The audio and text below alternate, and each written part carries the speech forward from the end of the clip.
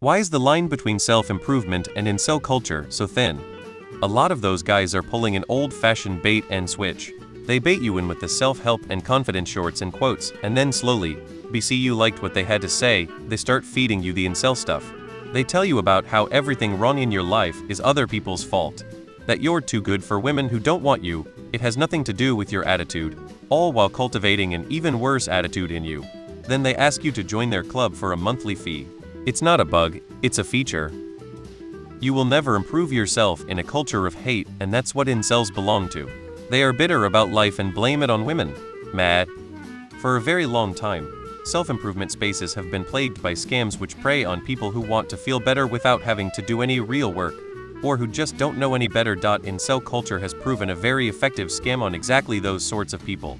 So it's flooding those spaces. I love how all the comments so far are making it your fault. The reason is because sadly incels have penetrated congrats all the self-improvement spaces to recruit and spread their gospel.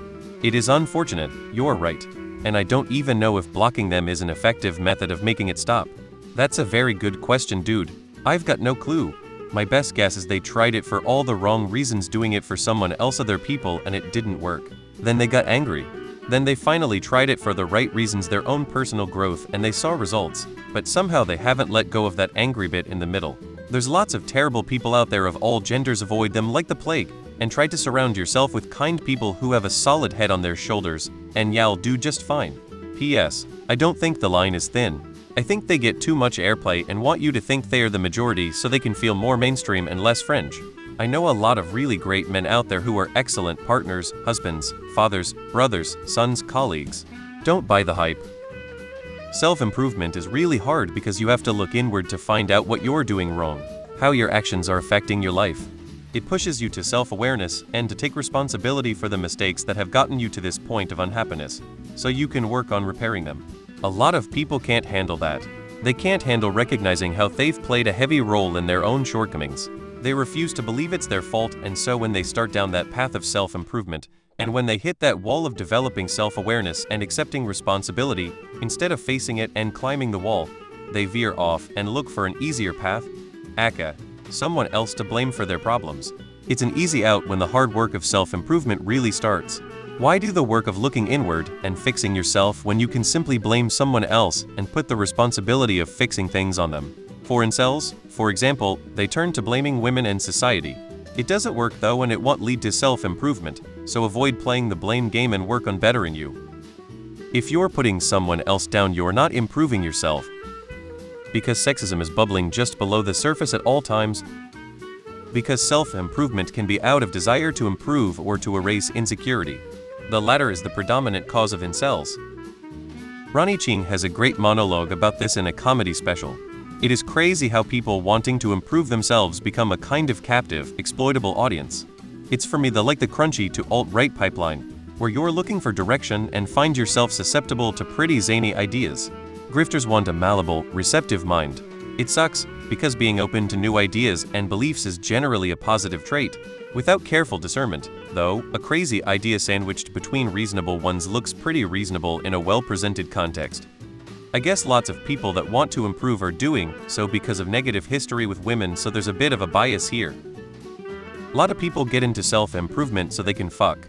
And when they are new muscles and victim-blamey new personality, just gotta pull yourself up by your bootstraps and overcome the odds doesn't get them laid, they need to blame someone. There's three sides to this.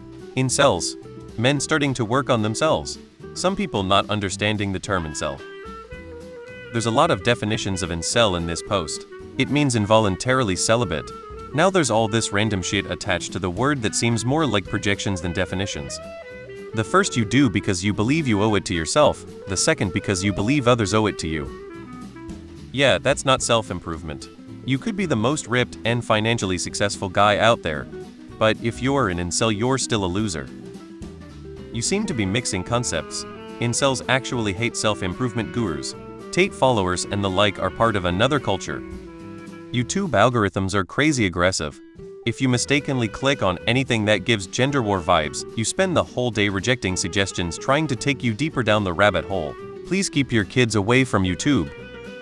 Because those male advice gurus are essentially just grifters. People like Tate start off mild with obvious generic advice like if you hate yourself because you're fat, go to the gym, and the people who need guidance eat that shit up, because yes, that's prob why basic advice is the standard advice and is typically okay advice. So then they are like, wow, this guy is so smart, and deep dive into all the bullshit that goes viral. I get therapy isn't for everyone, but my god, it's a much better start than an Andrew Tate video or something similar. I assume people who watch those videos are so inexperienced with life in general that they have no idea that it's just normal. Don't be a lazy piece of shit advice, and put these weirdos on a pedestal of being deep, free thinkers or whatever the fuck. Because they want to make it appear as if the advice they are giving is something no one else can give. Nope, they just want to take advantage of people's stupid ideas to make recurrent customers. They'll lie to people and make them think that the reason they don't have something is the women, and then they'll tell them that they have the solution to their issues. They don't, they just want to keep people angry and dependent on their nonsense, so that they can keep stealing money from them. If they just said the self-improvement part, people would get better and leave. That doesn't work for repeat business.